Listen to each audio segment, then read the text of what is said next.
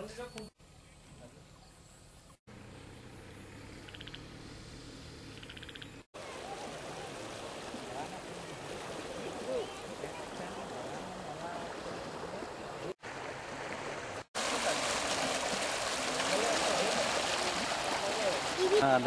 খন্দিগৈ গাঁও এইটো পানী একদম পাহাৰৰ ওপৰৰ পৰা আহিছে।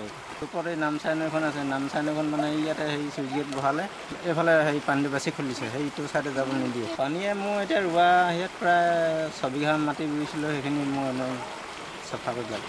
এই প্ৰথম আমাৰ তেনেকুৱা নাছিলে, তাৰপিছত নামচাই নৈ এইফালে চুইচ গেটৰ সেই বন্ধ কৰিলে, বন্ধ কৰাৰ পাছত এইফালে আহি এইফালে এতিয়া আমাৰ সুঁতি বৈ গ'ল, এফালে কালভাৰ সৰু দিলে যোৱাবাৰ, সেইকাৰণে আগৰ প্ৰব্লেম নাছিলে, এতিয়া বেছি হ'ল। খেতি আশা কম হৈছে, পানীও কমা নাই, বাঢ়ি থাকিলেতো খেতিয়ে নহ'ব। পানীটো এই চুইচ গেট এখন দিলে ক'ৰবাত নামচাই নে ক'ত, সেই চুইচ গেটখন আধাখৰীয়াকৈ দিয়াৰ কাৰণে মানে পানী হৈ মানুহৰ ৰোৱা চোৱা মাৰি শেষ কৰি দিছে, ঘৰ দুৱাৰ বুৰিছে।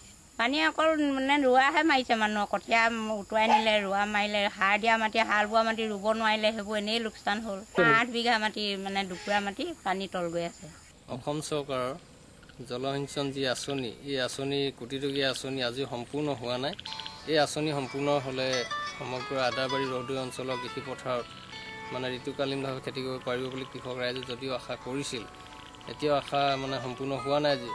আনহাতে এই বাৰিষাৰ প্ৰথম বাঢ়নি পানীতেই নামচাই নদীৰ এই বাঢ়নি পানীয়ে চুইচ গেটখনৰ পৰাই তলৰ অঞ্চললৈ বিভিন্ন গাঁও অঞ্চল মানে বুৰাই পেলাইছে। ক'ত কেনেধৰণৰ কি হৈছে সেইটো এতিয়াও আমি ধৰিব পৰা নাই। বিভিন্ন ঠাইত তেওঁলোকে নলা খান্দিলে, নলাবিলাক সম্পূৰ্ণ হোৱা নাই। নলাইদি পানী ক'লৈ গৈছে, কি হৈছে, এটা মানে আগৰ এটা বিশেষ গতি নাইকিয়া হোৱাৰ কাৰণে পানীয়ে গৈ গোটেই গাঁওবিলাক অঞ্চল বুৰাই পেলাইছে। গাঁৱৰ প্ৰতিটো ৰাস্তা, বিভিন্ন পৰিয়াল আৰু খেতিপথাৰ বিস্তৰ ক্ষতি কৰিছে।